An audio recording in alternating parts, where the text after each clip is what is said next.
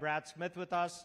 And Brad's claim to fame is not just that he is incredibly proficient about matters of trust, matters of privacy, but very early in his career, Brad actually insisted that when he joined a law firm, that they gave him a PC, demonstrating that he was both a great lawyer in terms of what he had in his contract, but also really understanding that the profound impact that PCs would have on civilization.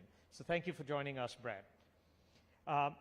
We also certainly know the transformative power of financial inclusion and what's happened as it relates to MasterCard. And when we think about speed, when we think about the number of transactions, when we think about fraud, it's clear that MasterCard and Michael Miebach have been at the forefront of it. And I think Michael trained for this as a result of having a real passion for speed, as well as a passion for racing. And so I understand from Michael that his passion, in addition to MasterCard, is all about driving motorcycles at speed to get prepared for this financial explosion that we have. So thank you for joining us. And last but certainly not least, my friend Arvind, when you think about what actually the company was that revolutionized AI, it was clear that Arvind and IBM was at the forefront of the transformative impacts of AI. What they did with Watson, the Watson supercomputer, what they're now doing with Gen AI and quantum computing, it's clear that Arvind personally and IBM as a company have been really thinking about AI. And so I'm thrilled to have him here with us, as well as share his perspective on this. And I'd be remiss if I didn't talk a little bit perhaps about the role that Adobe has played on this as well. Certainly with the over 2 trillion PDFs that represent the world's information. We recently introduced our own generative AI capabilities called Firefly, and we've had over 1 billion generations. And our mission is to enable anybody who has a story to tell that story through creativity. So in a small way, we're happy and pleased to be playing our role as well as in this. So before I turn it over and have every one of the panelists talk a little bit about their ideas of AI, the opportunities, I just wanted to reiterate some of the big numbers that I think you've already heard from Amitabh and others. The one that's staggering for me is that 46% of the worldwide real-time digital payments are happening in this country. That is an absolute mind-boggling number. And the fact that we have 1 billion people with Aadhaar cards and 850 million smartphone and internet users, I think just represents a massive opportunity for this country to be at the forefront of AI. So some staggering numbers. But with that, let me invite Chandra maybe to just start off and talk about AI opportunities and challenges. Thank you, Shantanu. Absolutely exciting to be part of this panel. The first thing is we are starting from a base that all of us in the panel are strong believers in digital AI and technology and what it can do for business and society. See, the digital transformation has been a theme around the world for at least a decade. And now it's better to talk about AI transition, because digital transition is becoming a night job. The day job has to be AI transition. I want to set the context from India's point of view. Whatever I'm going to say is applicable for all nations, developed and developing, and certainly for the global south. If you look at the impact that digital transformation has made in India, it is just truly, truly remarkable. Because in India, we fundamentally have two problems, and which is true for many of the global south countries. We have lack of access.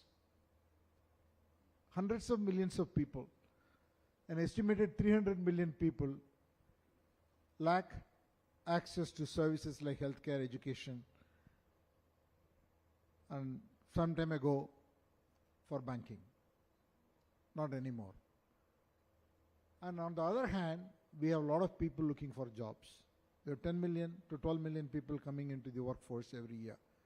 100 million people coming to the workforce this decade. So we've got to solve both problems. These cannot be solved by going around and creating hard infrastructures. First is you need a lot of money. More importantly, you need a lot of time.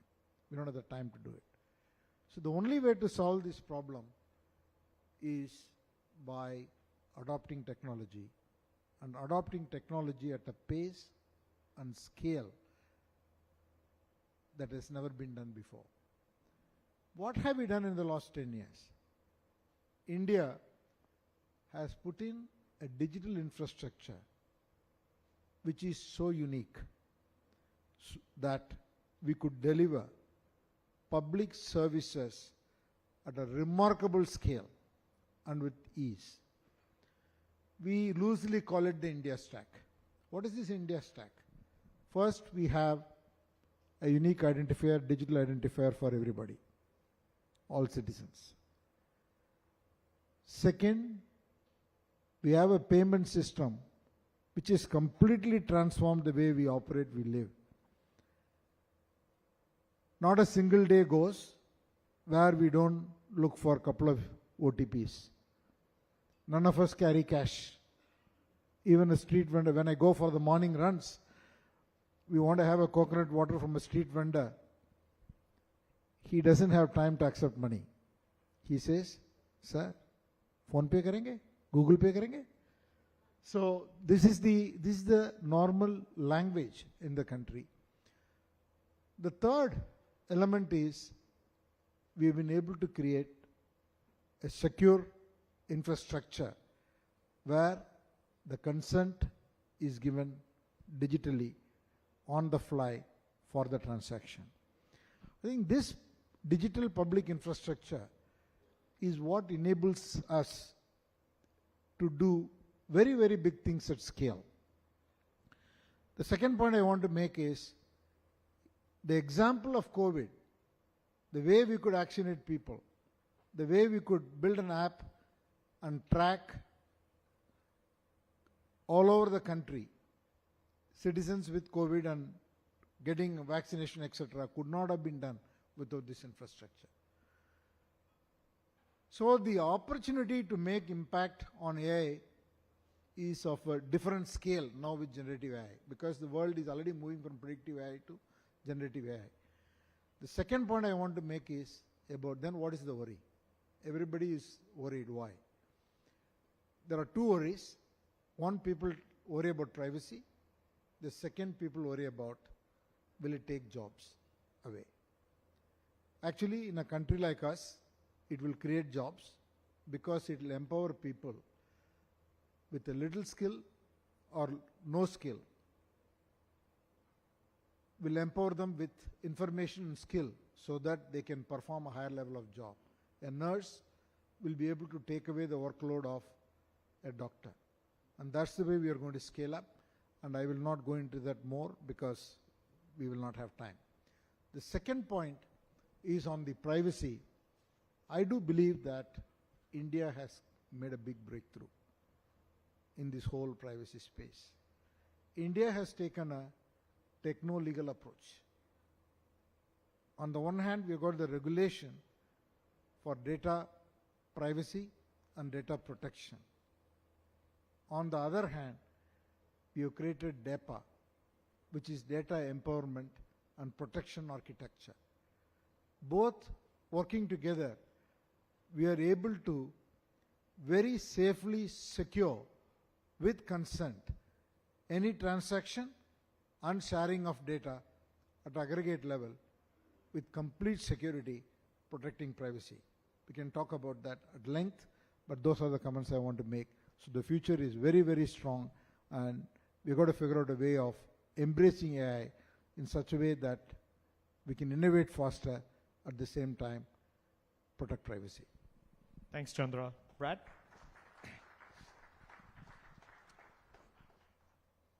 I think this is a year that is historically important in the development of technology. And if you look at the history of our industry that all of us represent, you can look back at certain years. 2007 was really the inflection point for the mobile era. That's when the iPhone was launched. You can look back at certain years in the 1990s. It's when the internet exploded. It's when graphical user interfaces became truly popular. This is really the inflection point for AI. It's been important. All of us have been part of it, but it's a different year because of generative AI. And as we look to the future, I think that there are two things just worth thinking about. First, whenever you have this kind of inflection point, people naturally look at who is creating it, who's at the forefront of developing it, what companies are leading, what countries are leading. But it's equally important to look at who is deploying it. Where is technology being diffused?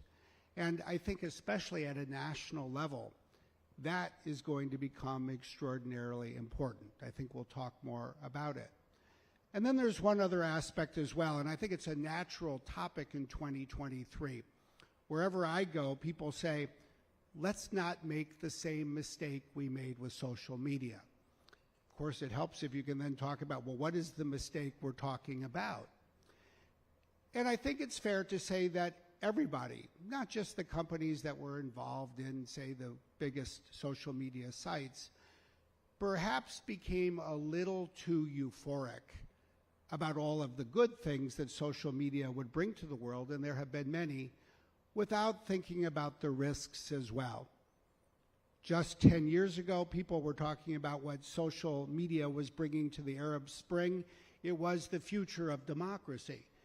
And yet 3 years later in the United States, in the 2016 presidential election, it had become a very different side of the future of democracy. And so I think we need to be clear-eyed. We need to be excited about the opportunities, but thoughtful, perhaps even concerned about the downside.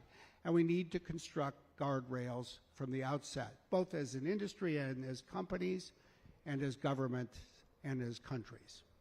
Thanks, Brad, and I think we'll come back to some of those questions later. Michael, maybe I'll ask you to say a few words. Yeah. Thank you, Shantanu. So AI is clearly going through the hype cycle. It's captivating everybody's imagination, so there's a lot of opportunity.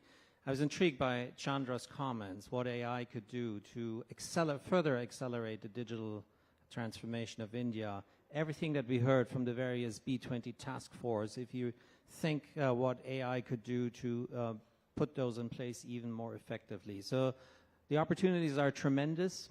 My last visit in India, I was meeting the Confederation of All Indian Traders and many of these businesses. There's 70 million out here.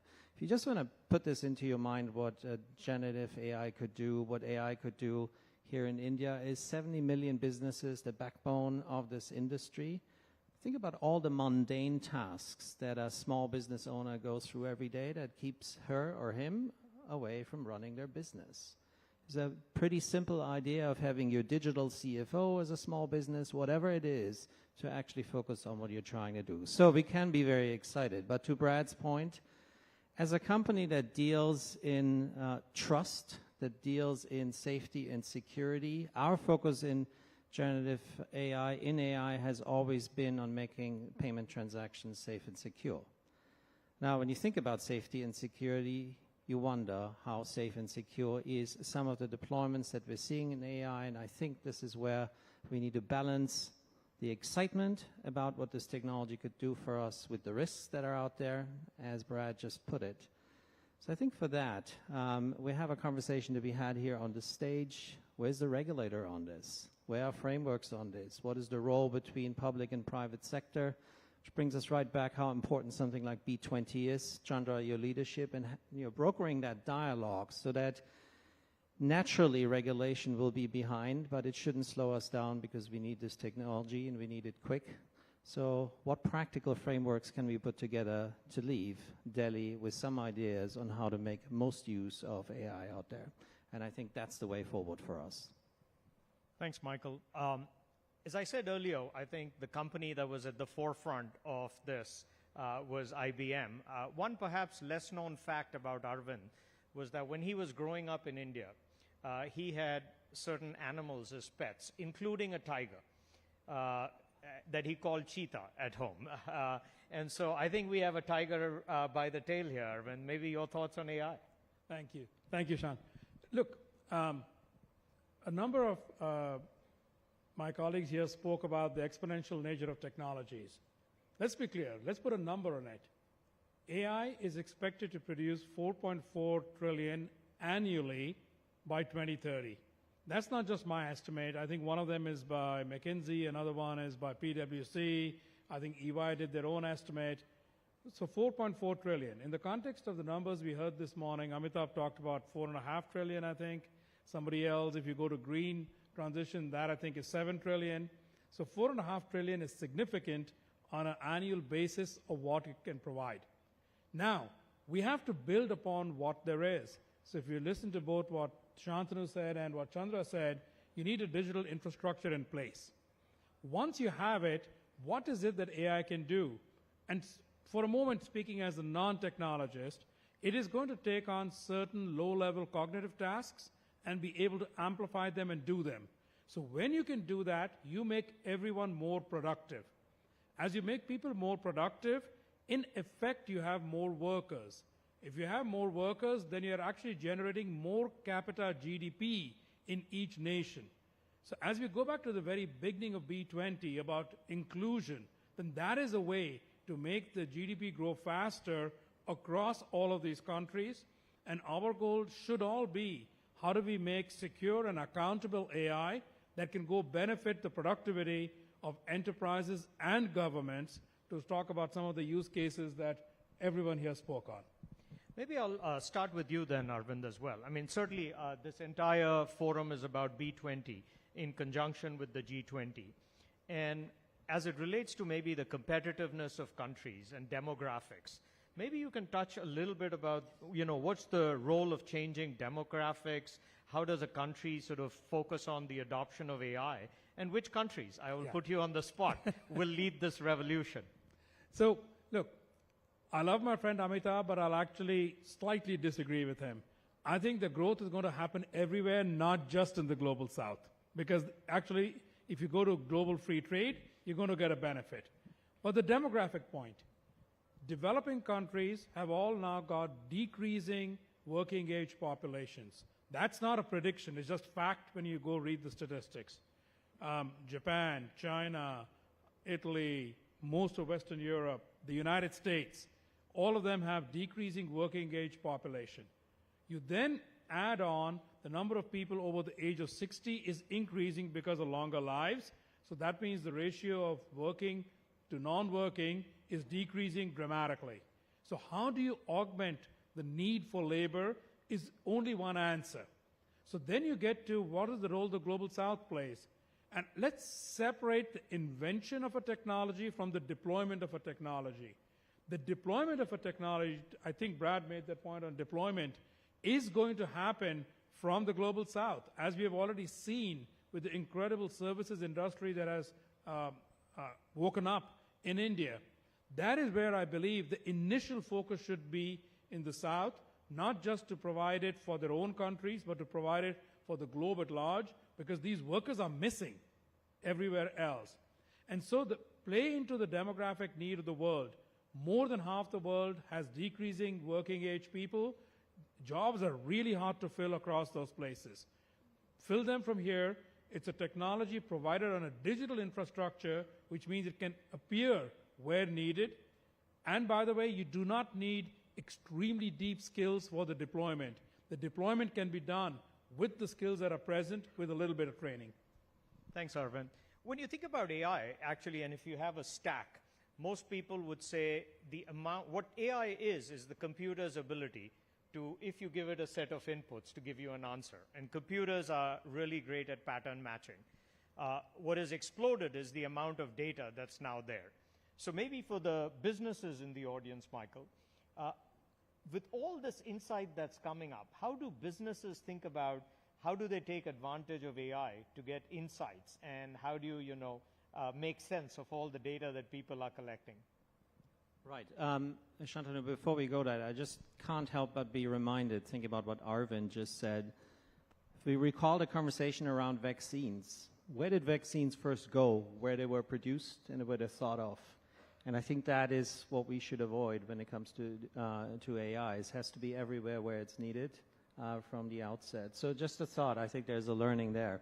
On how do businesses prepare, I want to take you into our boardroom. The question you just asked me is what my directors ask me. And I think everybody's worried about that we might overlook something, we might be too slow. I had a view that I see in our boardroom, and I see from many of my colleagues across our industry in payments and beyond, is the immediate set of use cases here is improve efficiency and effectiveness. So tools around better speed to work, better customer service. What is today's business model that can be tuned with this technology? So I think that's near term pretty clear. Coding, we're all in technology somehow. The effectiveness of coding, 20-30% is at least in there. To the point of demographics, even Gen AI will affect the workforce as well. So something to consider. But is that all that exciting? It could be very exciting for the analysts. So when we have this conversation with the investor base, they ask about that and see how is this going to affect your margin and so forth. What I'm personally more excited about where it's going to go from there on. I talked about this use case earlier on potentially helping small business. But think in the context of what a company like us does. We power the digital economy. A lot of that is retail and commerce, which is the core of global consumption. And think about what we do. Last time you booked a trip. So you booked a trip and you spend a weekend trying to figure out where to go and what is the best insight, local knowledge and so forth. And you go into your mileage account and you book your plans, your transfers, and it takes you 2 days and your family is still not happy with what you pulled together. This could be done with a digital shopping assistant and travel booking. That is what Jen and I can do to many of the industries that we deal with. But what's the time frame of that? Is that going to happen at the same time frame that some of this efficiency and effectiveness use cases? Nope. I think we're thinking this is 2, 3, 4, 5 years out. What's going to happen in 7 to 10 years? Who knows? Whatever I would say now will be anyway wrong. So I think effectiveness first and use cases that tune, complex experiences and just draw on the data that's out there in a much quicker way with consumer permission and consent. And I think that's the last part here. Everything just I said, in the end, it comes down to data privacy and control, transparency, and so forth. Thanks, Michael. I think, Brad, the title is appropriately starts with opportunities. And the G20 clearly is this broad spectrum of countries. So maybe, we wouldn't be doing our jobs if we weren't believers in the benefits. So maybe a little bit about what benefits will this bring to citizens of the G20 countries? It's a great question, and of course it is why we do what we do, all of us. That's why we're so excited to work on technology. And I think there's a couple of different ways to think about this. One thing is, what are the parts of the economy or everyday life that AI will transform, that it will improve? Almost anything that involves data. Obviously, AI is just an indispensable tool. You can take something like pancreatic cancer. It is difficult for doctors to detect. AI is very good at detecting patterns within data. It's already helping doctors detect it earlier. You think about it, this example of a tutor. I was in Korea. The Korean Minister of Education is focused on creating not just digital textbooks, but digital textbooks with AI tutors. You take something like math, how it can help a student. I think it can help a parent who's trying to help a student remember all the math we've long since forgotten to help our kids learn math better. But I think in the context of the G20, you hit the nail on the head. There's enormous diversity. The demographic diversity is extraordinary.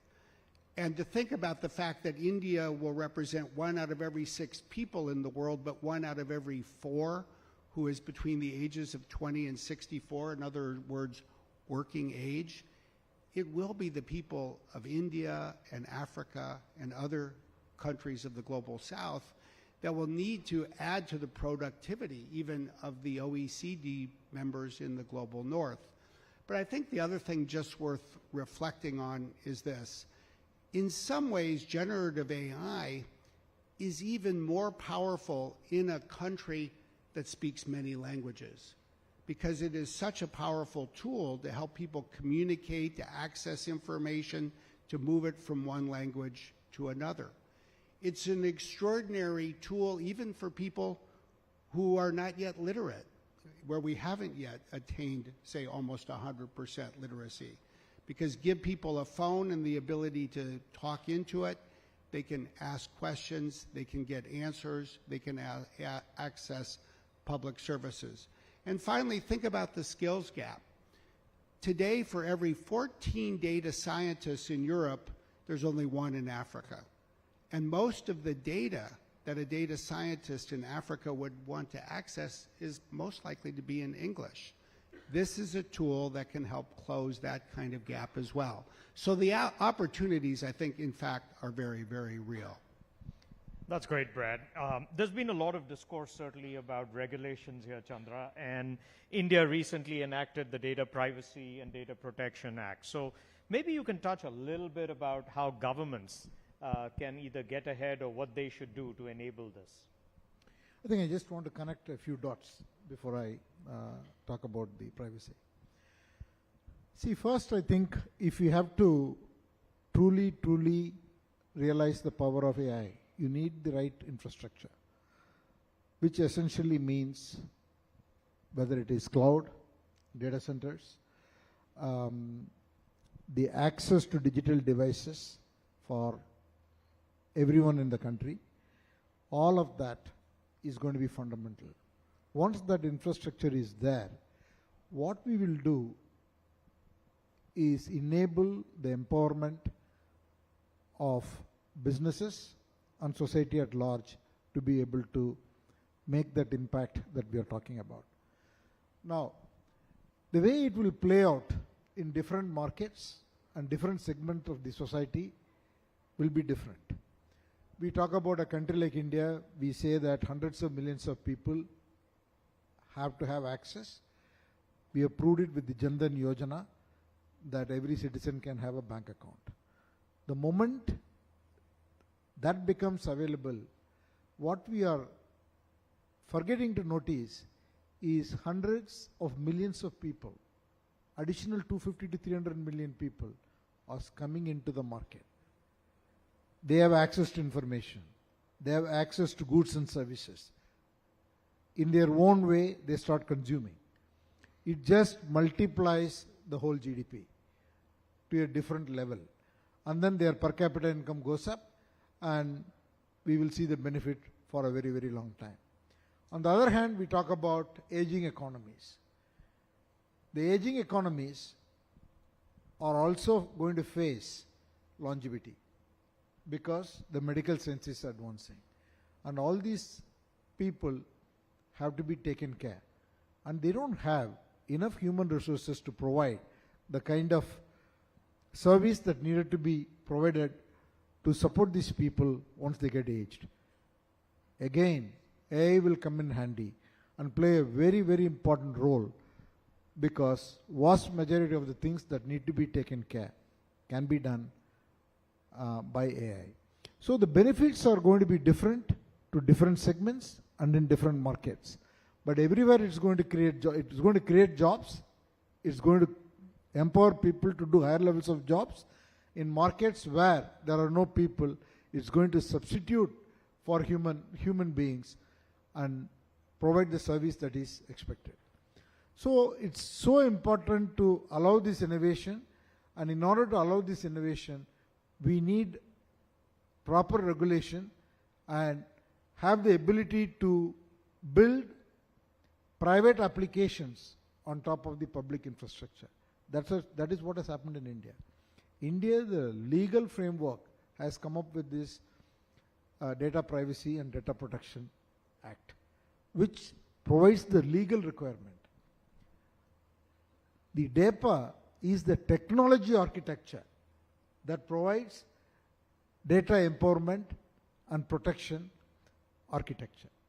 What it does is it creates the necessary public infrastructure architecture on which you can build private applications.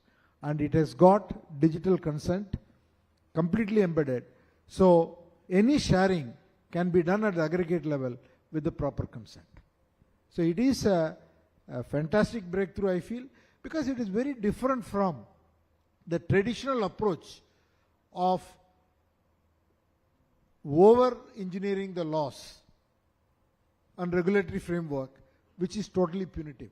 So you will come up with laws where there is a violation, the legal recourse will be a very strong set of damages. But in a country like India, you cannot put such large damages because there is no way that people will pay. So the better way is to integrate a technology architecture with the legal framework, and that's what India has done. It is something to be studied and championed outside India. I think collectively the folks in this room probably employ millions of people, and skilling is a big issue that everybody talks about. Maybe I'll start with you, Arvind. I mean, what impact is AI having on sort of the workforce, and how are you applying AI within IBM to, change how your employees work? Thanks. Look, this is something that we are extremely enthused about. Michael used the term initially on efficiency and later on other topics. So let me take some examples. And this is a way to scale a business so you can actually provide it to more people. One, on things like human resources, the higher level cognitive tasks like advising people on what kind of team, on developing people, those are very much human for now and for the foreseeable future. But there's a bunch of activities under it, I'll call them more mundane, more that could be automated but were hard to do so. Whether it's about promoting people, whether it's about assessing people, those can begin to be done by AI. In our case, we are doing about 90% of those with AI. A couple of people here spoke about code, 30%, 50%. We find that coding can be improved by about 60% productivity using AI assistance. Whether this is on how do you deploy IT, whether this is how you deploy new applications, maintain old applications, modernize applications. So this is sort of across the board. By the way, that 60 will turn out to be about 30 in total productivity because all of the coordination, communication, requirement gathering still has to happen. And those are also actions that I believe AI will help, but it'll be down the road. When you kind of put that all together, so first to answer Shantanu's questions explicitly inside IBM, we think about 20% of the total activity, which is around these, I'll call them lower order cognitive works. About 30% of that can be easily made more productive with AI. By the way, that frees up those people to do more value-adding work. It's not that there aren't jobs, because if you have more productivity, you can actually access way more clients because you can provide things at a lower cost point.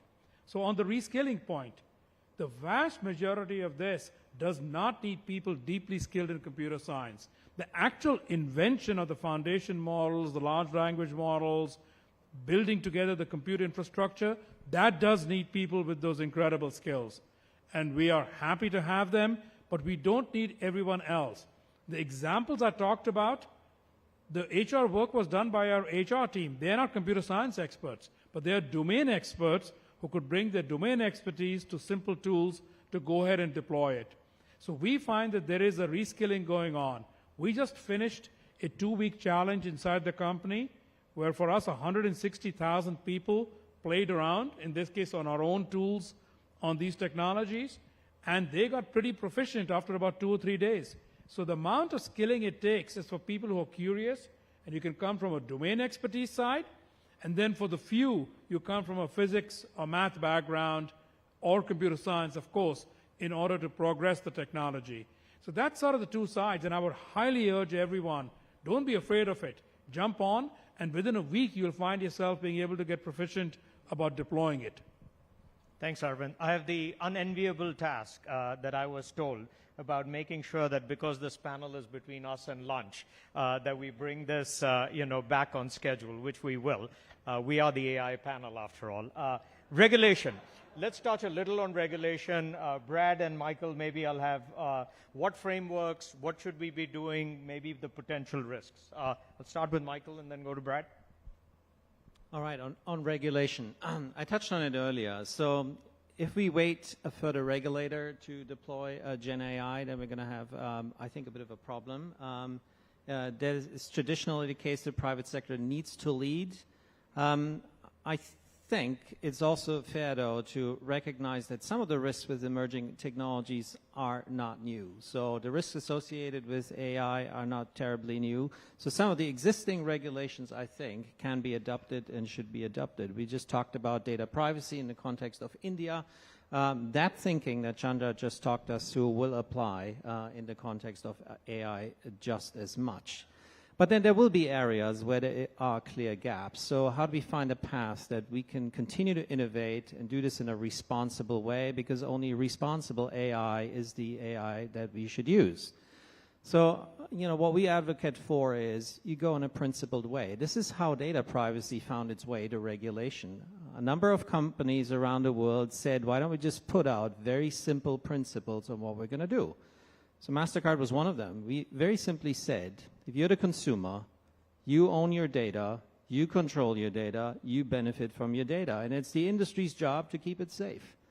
Can we do the same thing with AI as an industry, kind of self-regulation, and then with that lead into regulatory frameworks? Absolutely we can. And I think some of the principles that I think we should be looking for, if you think about the risks associated with AI, people don't know in certain instances if AI will be used. Is what you're looking at AI-generated content, yes or no? So transparency would be a very good principle in the context of AI. What are other good principles? Privacy and security, obviously. How about accountability? The accountability that every company that uses this would say, we are using responsible AI only, so you take accountability for making sure that happens. I think that's also absolutely true. And I think the last thing that is inherent in AI and an important principle is integrity. And here is, in AI, easily you can build in biases, and if biases are there, your outcome is going to be directed in a way that is not helpful for inclusive growth. So integrity of using non-biased AI will be the fourth principle. Accountability, transparency, privacy and security, and accountability. And I think with that very simple approach, that'd be a good guide to regulators around the world. Great. Brad? Well, let me try to build briefly on what Michael suggested, because I think we do have to have real clarity around the goals of regulation, and the principles, Michael, that you just articulated, I think capture that very well. And I would just amplify one aspect. I think there is a real focus around the world. People want to be confident that this new technology will remain under human control. They've seen too many science fiction movies that have turned out the other way. And as we're creating what feels like part of science fiction, we need both companies and regulators to focus on that. I do think we then need to create a regulatory blueprint as governments and the private sector around the world. I think that means that some of these principles will get applied at, say, the applications layer, some at the model layer, some at the cloud or data center layer. I think that that blueprint will then need to be implemented in part by ensuring that those who are using, say, AI in their business, in some cases, need to know who their customers are and how they're using it, just like banks need to know who they're lending money to.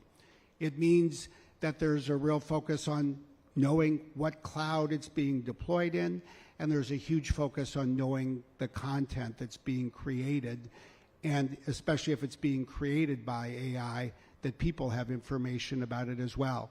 And then the last point I would say is this regulatory blueprint is going to require action at the private sector level, including to create standards, at the national level, and ultimately at the global level. And we're going to have to figure out how these connect with each other. Well put, both Brad and Michael. I think that sort of addresses how we regulate it. Let's end, and maybe I'll go and ask everybody the same question. What's the one thing you're most excited about as it relates to the implication of AI for this audience in terms of how they should think about it? Arvind, I'll start with you. I think for this audience, I would tell you, how do you go get your 2 to 3 to 4% more productivity, which can then turn into free cash, which you can then turn to grow your companies or governments faster? When I say governments, I mean the economies of the nations. That's what I'm most excited about. We haven't had anything like this since semiconductors got invented.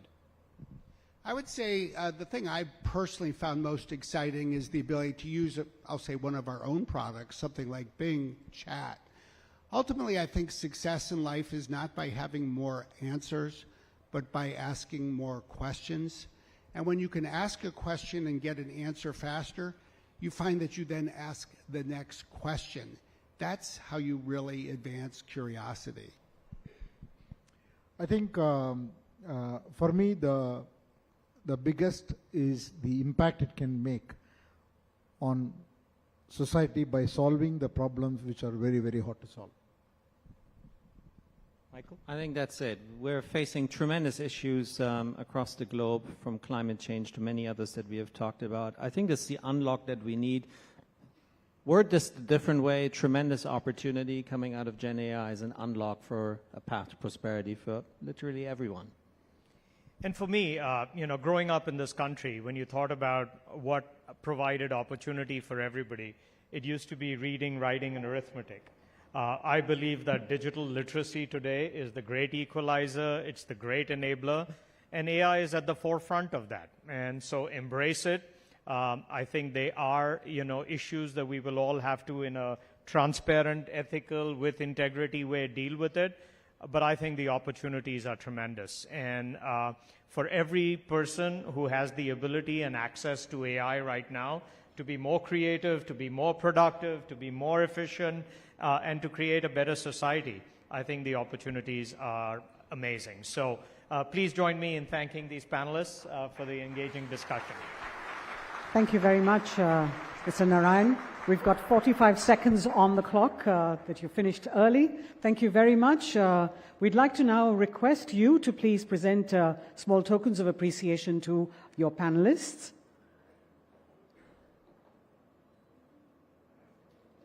Yes. Ladies and gentlemen, we'll be now moving for lunch, which has been arranged in Sharjah for all delegates. Please move to Sharjah and be back here in 45 minutes for the next session that will be on inclusive GVCs for resilient global trade and investment. Thank you to our